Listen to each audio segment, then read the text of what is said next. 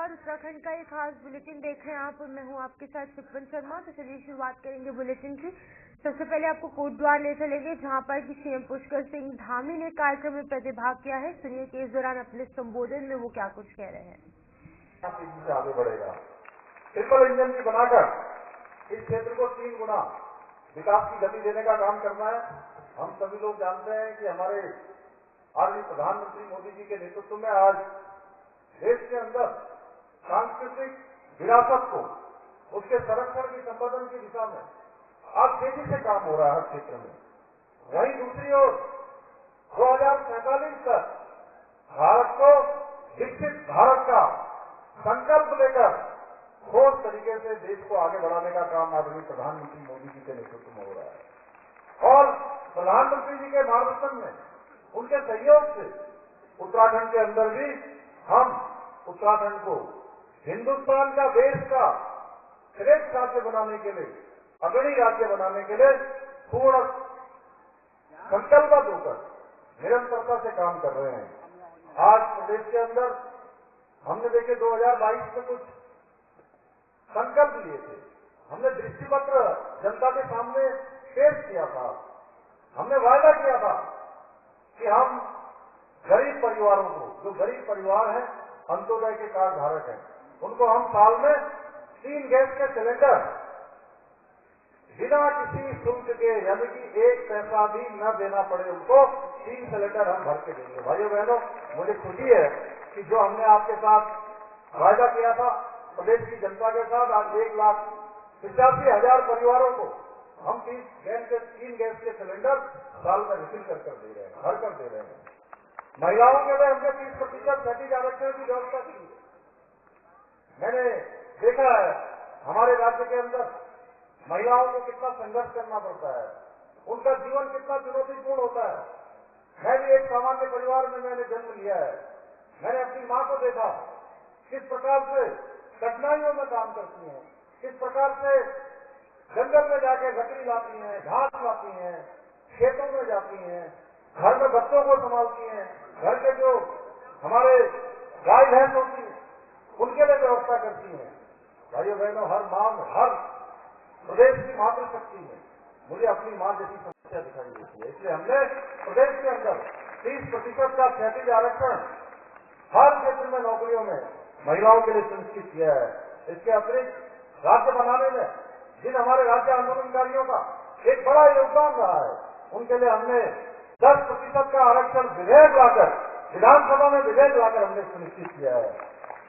वृद्धावस्था पेंशन, पहले परिवार में अगर 2 बुजुर्ग दंपति होते थे तो दोनों को पेंशन नहीं मिलती थी, पेंशन केवल एक को मिलती थी। और कई बार तो पता है क्या होता था, जब घर में एक के लिए पेंशन आती थी और एक के लिए नहीं आती थी, तो दोनों आपस में झगड़ा भी कर लेते थे। हमने कहा कि अब ये हम झगड़ा भी नहीं होने देंगे घर में, और दोनों बुजुर्ग दंपतियों के लिए हमने पेंशन भी दुगनी करी, 1500 रुपए की हमने पेंशन करी है। भाई किसानों को 3 लाख रुपए तक का ऋण मुक्त ब्याज, यानी कि उसके लिए कोई ऋण न देना पड़े, मातृशक्ति के सशक्तिकरण के लिए। आज मुझे खुशी है, मैं इस मंच से कह सकता हूं, बाबा सिद्धबली के आशीर्वाद से आने वाले समय में जो हमारे प्रधानमंत्री जी ने कहा है कि 21वीं सदी का एक तीसरा दशक उत्तराखंड का दशक होगा, ये हर क्षेत्र में उत्तराखंड आगे होगा, उसको बनाने का काम कोई करेगा तो हमारी माताएं बहनें करेंगी। क्योंकि आज 1 लाख बहनें हमारी प्रदेश के अंदर लखपति दीदी योजना से लखपति दीदियां बन गई हैं। भाइयों बहनों, लखपति दीदी योजना हो, कन्याधन योजना हो, ऐसी अनेक योजनाएं हमने प्रदेश के अंतिम छोर में रहने वाले हर एक व्यक्ति की समस्याओं को और उनके जीवन को उत्थान की ओर ले जाने के लिए, विकास की ओर ले जाने के लिए, उनके जीवन को अच्छा बनाने के लिए अनेक योजनाएं हमने लागू की हैं। इतना ही नहीं, हम अर्थव्यवस्था और पर्यटन को बढ़ावा देने के लिए भी कई महत्वपूर्ण योजनाओं पर काम कर रहे हैं। पिछले दिनों हम गए थे, श्री सतपाल महाराज जी हमारे यहाँ पर हैं। आपके प्रयासों से हमारे दिलीप रावत महंत जी यहाँ पर हैं। हमने संयुक्त रूप से सतपुली झील जो कई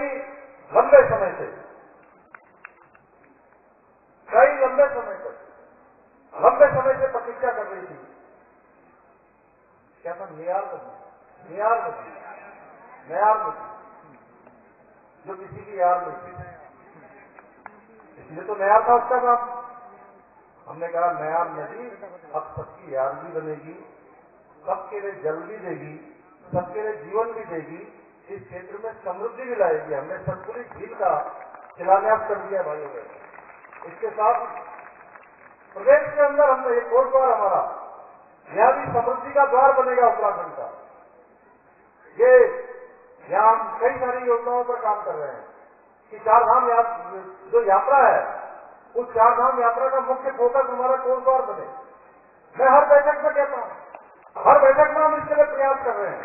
अभी हमने शीतकालीन यात्रा प्रारंभ करी है और शीतकालीन यात्रा में पूरे वर्ष भर उत्तराखंड राज्य के अंदर यात्रा चलेगी, जिससे कि यात्रा मार्गों पर जो केवल 6 माह तक लोग होटल चलाते हैं, टैक्सी का काम करते हैं, अन्य काम करते हैं, तमाम प्रकार का जिनका व्यापार केवल 6 महीने का होता है, कारोबार केवल 6 महीने का होता है, उनका कारोबार आने वाले समय में पूरे साल भर तक चलेगा।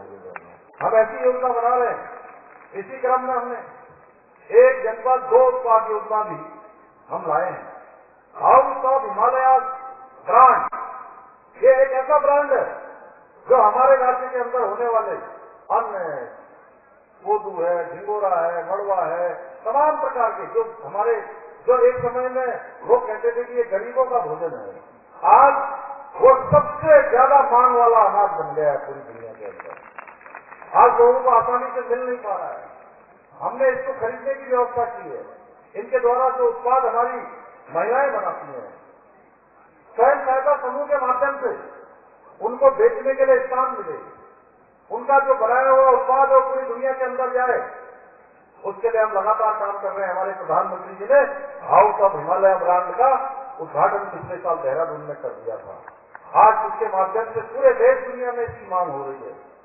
आज हम स्टेट मिलेट मिशन हमने बनाया है, नई पर्यटन नीति हम लाए हैं, नई फिल्म नीति लाए हैं, होम स्टे मॉडल लाए हैं, रेड इन उत्तराखंड।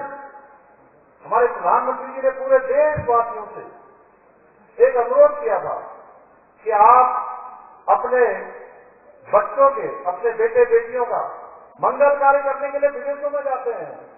आपको इस मंगल कार्य के लिए विदेशों में जाने की बजाय अगर भारत में कोई स्थान चुनना हो तो आपको देवभूमि को चुनना चाहिए, देवभूमि में आना चाहिए। भाइयों बहनों, हम उस क्षेत्र में भी आगे बढ़ रहे हैं। इसको हम मजबूती और इन सब योजनाओं के माध्यम से स्थानीय अर्थव्यवस्था को मजबूती मिलेगी, सबको कारोबार में आगे बढ़ने का अवसर मिलेगा। और ये सारे प्रयास हम निरंतर कर रहे हैं, एक पल रुके बिना, एक पल थके बिना, एक पल विश्राम किए बिना लगातार आगे बढ़ रहे हैं। और हमारे परिणाम, हमारी दिशा सही दिशा में जा रही है। इसका परिणाम है कि आज देश के नीति आयोग के द्वारा जो साल भर के अंदर जो विकास के काम किए जाते हैं, उन विकास कार्यों के आधार पर हर राज्य की एक इंडेक्स बनती है, रेटिंग तय होती है। भाइयों बहनों, आप सबको जानकर खुशी होगी कि इस रेटिंग इंडेक्स में हमारा राज्य उत्तराखंड पूरे देश के सभी राज्यों में पहले स्थान पर आया है। साथ ही हमने युवाओं को रोजगार देने में भी हम अग्रणी राज्य के रूप में आगे उभर कर आए हैं। एक वर्ष के अंदर हमने बेरोजगारी दर में 4.4% की कमी लाकर सफलता प्राप्त की है, जो राष्ट्रीय औसत से भी ज्यादा है। इतना ही नहीं, हमने राज्य के अंदर राज्य हिस्सा अनेक ऐतिहासिक निर्णय भी हमने लिए हैं, जिन्हें पूर्व की सरकारों ने राजनीतिक स्वार्थों के चलते ठंडे बस्ते में डाल दिया था। हमने देश में सबसे पहले समान नागरिक संहिता का कानून बनाने का ऐतिहासिक कार्य किया है। और यह भी हमारे 2022 के हमारे घोषणा पत्र में था कि हमारी सरकार बनने पर हम सबसे पहले कोई काम करेंगे तो देवभूमि उत्तराखंड के अंदर रहने वाले, चाहे वो किसी जाति के होंगे, किसी पंथ के होंगे, किसी समुदाय।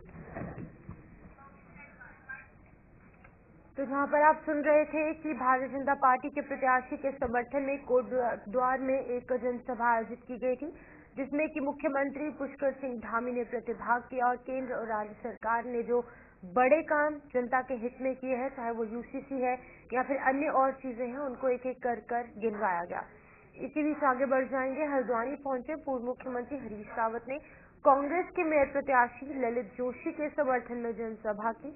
इस दौरान हरीश रावत ने कहा कि पहली बार कांग्रेस ने राज्य आंदोलन के संघर्ष से निकले दमदार प्रत्याशी ललित जोशी को हल्द्वानी से मेयर का उम्मीदवार चुना है।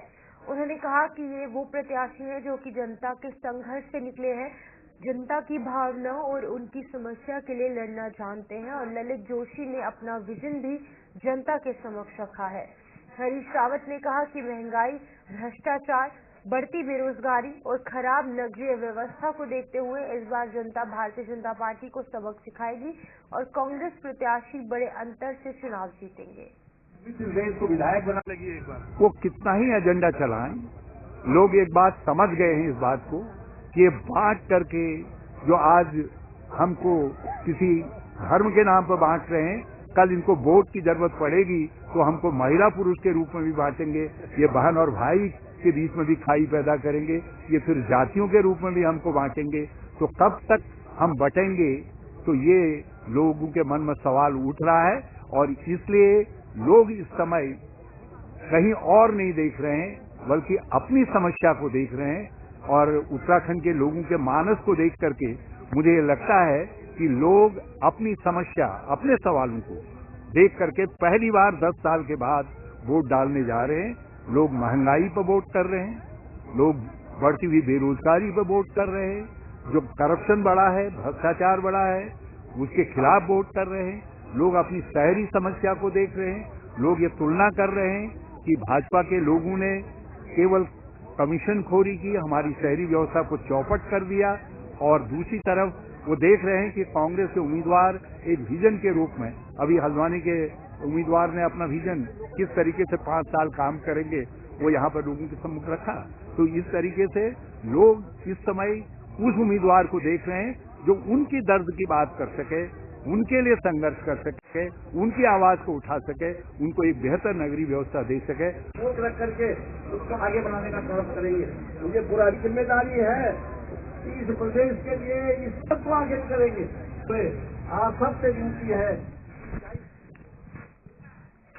वहीं मुंबई में हर साल आयोजित होने वाले कैथेक के संस्थापक केशर सिंह बिष्ट ने अपनी टीम के सदस्यों के साथ मुख्यमंत्री पुष्कर सिंह धामी से मुलाकात की।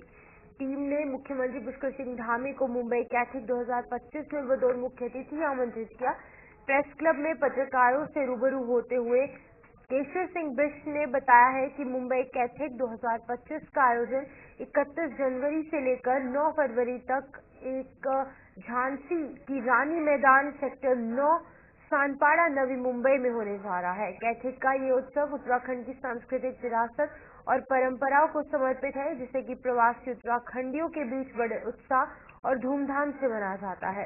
कैथेक उत्तराखंड की लोक संस्कृति, संगीत, खान पान को मुंबई जैसे महानगर में पहुंचाने का एक बेहतरीन माध्यम है और इस अवसर पर उत्तराखंड की समृद्ध सांस्कृतिक धरोहर, पारंपरिक व्यंजन, लोक संगीत, हस्तशिल्प और स्थानीय कलाकारों की प्रस्तुतियां शामिल होंगी। ये आयोजन जो उत्तराखंडी हैं उनको अपनी संस्कृति से जोड़ने और स्थानीय लोगों को उत्तराखंडी परंपराओं से परिचित करवाने का महत्वपूर्ण माध्यम है। इसमें उत्तराखंडी खान पान को प्रमोट किया जाएगा ताकि अधिक से अधिक लोग उत्तराखंड के खान पान को जान सकें। निरंतर सरकार और पहले 2 दिन का था, इसके बाद 3 दिन का हुआ, उसके बाद 5 दिन का, अब 10 दिन का हो रहा है ना। और ये जो है 15 साल पूरे हो चुके हैं कौथी के, ये हमारा 16वां वर्ष है ये कौथी का। और इसके जो बम्बई के जो प्रवासी का समाज है उससे सब कॉर्पोरेट जगत के, फिल्म जगत के तमाम विधा के लोग जुड़े हुए हैं और सबने एक जन आंदोलन की तरह इस कौथी को आगे बढ़ाया है। और कौथी के समय 15 साल के बाद बहुत ऐसी स्टेज पे पहुंचे, ग्रांड बन गया है पहाड़ का। कौथिक मतलब बॉम्बे में यूं मान लीजिए कि कौथिक मतलब उत्तराखंड, उत्तराखंड मतलब कौथिक, ये इस तरह एक बन गई है। और पिछले वर्ष उन्होंने कौथिक शुरू किया है। तो इस बार मैंने जैसे कहा कि मुख्यमंत्री जी ने दखल दी है। उन्होंने कहा कि महाराष्ट्र जैसे बड़े प्रदेश में अगर आप इस तरह के काम करते हैं तो ये हमारी छवि के लिए अच्छा नहीं, हमारे उत्तराखंड के लिए नुकसानदायक है हमारी छवि को। तो उन्होंने कहा कि अगली बार जो आप लोग मिलकर 2 कोटी की वजह 1 कोटी करेंगे और हमारी कोशिश होगी है मुख्यमंत्री की बातों का मान सम्मान किया जाए और अगली बार 1 कोटी को ऐसे हमारी प्रबल इच्छा होना भी चाहिए। इस बार क्या सरकार सहयोग कर रही है? बिल्कुल सरकार सहयोग कर रही है। दोनों कोटिकों को सहयोग कर रही है? हाँ, दोनों कोटि को सहयोग कर रही है। सरकार का देखिए सर 2008 से जब से हमने शुरू किया है निरंतर सरकार का समर्थन मिलता रहा, सहयोग मिलता रहा, सब विभाग की वहाँ उपस्थिति रही है ना।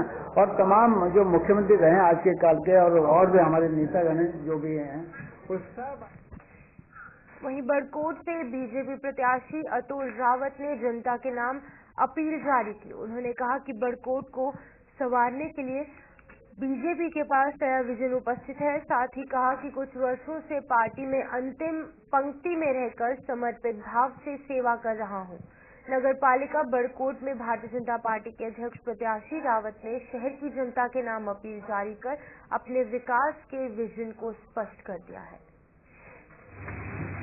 देखिए, मैं आपका बड़कोट आगमन पर आपका हार्दिक अभिनंदन करता हूं और आपके चैनल के माध्यम से उत्तराखंड सरकार के लोकप्रिय मुख्यमंत्री आदरणीय श्री पुष्कर सिंह धामी जी और भारतीय जनता पार्टी के प्रदेश अध्यक्ष महेंद्र भट्ट जी, उन तमाम लोगों का दिल की गहराइयों से आभार व्यक्त करता हूं जिन्होंने मुझ जैसे छोटे कार्यकर्ता पर विश्वास अर्जित कर मुझे भारतीय जनता पार्टी का प्रत्याशी बनाया। यही बात मुद्दों की, मैं नगर पालिका चुनाव के लिए कोई नया व्यक्ति नहीं हूं। मैं 2013 से 2018 के कार्यकाल में नगर पालिका के अध्यक्ष के रूप में मैंने काम कर चुका हूं और नगर पालिका क्षेत्र की जनता ने जो विश्वास अर्जित किया था उस समय मेरे पे मैं उस विश्वास पे खरा उतरा और जो विकास मेरे कार्यकाल में हुआ वो आज तक के इतिहास में दर्ज है और उसी विकास की को लेके मैं जनता के सामने, बड़कोट के मतदाताओं के सामने ये आग्रह करना चाह रहा हूं कि जिस प्रकार से आपने मुझे पूर्व में नगर पालिका का अध्यक्ष बनाया और मैंने आपके मान सम्मान को किसी प्रकार से ठेस नहीं पहुंचाई, आपके मान सम्मान को मैंने सर्वोच्च प्राथमिकता दी, उसी प्रकार से आप मुझे पुनः नगर पालिका की कुर्सी तक पहुंचाने में सहयोग करें और मैं ये विश्वास दिलाता हूं आपको कि उसी ऊर्जा के साथ, उसी उमंग के साथ मैं प्रदेश सरकार और केंद्र सरकार से मिलके उनके साथ सामंजस्य बिठा के मैं नगर के विकास में किसी प्रकार की कोई कमी नहीं। काशीपुर में भारतीय जनता पार्टी मेयर प्रत्याशी दीपक बाली ने काशीपुर शहर के विकास को लेकर अपना घोषणा पत्र जारी किया। एक होटल में आयोजित पत्रकार वार्ता में दीपक बाली ने कहा है कि भारतीय जनता पार्टी का संकल्प है विकास करना। उन्होंने कहा कि इसी तर्ज पर वो काशीपुर का मेयर चुने जाने पर सबसे पहले 2% दाखिल खारिज शुल्क को समाप्त करेंगे। इस शुल्क को कांग्रेस ने शहर की जनता पर थोपा था। मेयर प्रत्याशी दीपक बाली ने कहा कि शहर में जल भराव की समस्या से आम नागरिकों के साथ व्यापारी वर्ग भी बुरी तरीके से यहां पर उन्हें दिक्कतें हो रही है। जल भराव की समस्या दूर करने के लिए उनके पास एक बेहतर प्लान है। मेयर बनते ही इस योजना के तहत शहरवासियों को जल भराव की गंभीर समस्या से निजात दिलवाने के लिए वो प्रतिबद्ध है। युवाओं का इतना बड़ा साथ मिला, कैसा लग रहा था। तभी मैंने कहा था कि ये तो मैं बोल रहा हूँ लगातार कि भारतीय जनता पार्टी का एक कार्यकर्ता तो प्रचार में है, लेकिन अब काशीपुर की सनातनी जनता वो माँ के रूप में, बहन के रूप में, युवा के रूप में और बुजुर्गों के रूप में खुद प्रचार पर सड़कों पर उतर पड़ी है। आज जो मातृशक्ति का स्नेह और आशीर्वाद मुझे इस रैली के फलस्वरूप मिला है, तो मैं बार बार कह रहा हूँ कि भारतीय जनता पार्टी का कमल इस बार भारी अंतर से खिलेगा और हम पार्षदों समेत काशीपुर नगर निगम में भारतीय जनता पार्टी की सरकार बनाएंगे और भाजपा की सरकार माननीय मुख्यमंत्री श्री पुष्कर सिंह धामी जी की रीति और तिथि पर, भारतीय जनता पार्टी की रीति और तिथि पर मोहर लगेगी आने वाली 25 तारीख। मुझसे पूछा है ना? अच्छा, हाँ, तो देखिए आज काशीपुर में जिस प्रकार से आधी आबादी की हम बात करते हैं, महिला शक्ति, हमारी मातृ शक्ति, हमारी जिसको शक्ति का स्वरूपा हम कहते हैं, वो मातृशक्ति आज दीपक बाली जी के साथ है। काशीपुर का जो चुनाव है वो केवल सिर्फ छोटी चीजों का चुनाव नहीं है, मैं कहूँगी कि ये तीसरी सरकार है इस प्रदेश के लिए। केंद्र हमारी सरकार है जो सेंट्रल गवर्नमेंट है, दूसरी सरकार हम डबल इंजन जिसको हम कहते हैं वो हमारी प्रदेश की सरकार है जिसके मुखिया हमारे धामी जी है, और ये तीसरी सरकार है हमारे निकाय और निगम के चुनाव जिसमें दीपक बाली जी यहाँ पर हैं आपके सम्मुख, और मुझे लगता है सारी मातृशक्ति का आशीर्वाद और उनका समर्थन आज दीपक जी के साथ है, क्योंकि मातृशक्ति जानती है कि कौन उनकी चिंता करता है और कौन उनके लिए सोचता है और कौन इस शहर के बारे में भी सोचेगा, इस शहर को और बेहतर बनाने के बारे में सोचेगा, इसको ग्रीन और क्लीन बनाएगा जैसे मुख्यमंत्री जी ने कहा। तो मुझे लगता है दीपक जी उसमें बहुत सक्षम है और वो जीत कर आएंगे, भारी बहुमत से यहाँ जीत कर आएंगे। पूरी मातृशक्ति यहाँ उपस्थित है, हमारी महिला मोर्चा की अध्यक्षा यहाँ उपस्थित है और पूरी यहाँ जितनी काशीपुर की टीम है वो यहाँ है, और हर वार्ड से मैं कहूँगी मातृशक्ति इस रैली में आज यहाँ उपस्थित। लालकुआं नगर पंचायत सीट से अध्यक्ष पद की कांग्रेस प्रत्याशी डॉक्टर अस्मिता मिश्रा ने नगर में बड़े पैमाने पर जनसंपर्क का अभियान शुरू किया है। इस दौरान शक्ति प्रदर्शन भी किया गया जिसमें कांग्रेस के दिग्गज नेता प्रतिपक्ष यशपाल आर्य, पूर्व विधानसभा अध्यक्ष गोविंद सिंह कुंजवाल, पूर्व कैबिनेट मंत्री हरीशचंद्र दुर्गापाल और कांग्रेस एससी विभाग के प्रदेश उपाध्यक्ष इंदरपाल आर्य भी मौजूद हुए। यहाँ अम्बेडकर नगर वार्ड नंबर 1 में 100 कमरों के पास विशाल जनसभा का आयोजन किया गया।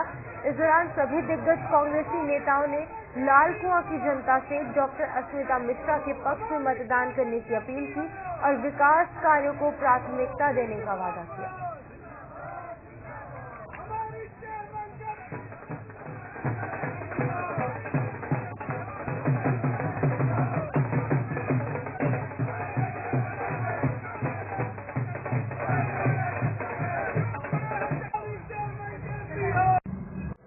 देखिए, नगर परिषद का चुनाव लालकुआं में और पूरे प्रदेश में नगर निकायों के चुनाव संपन्न होने जा रहे हैं।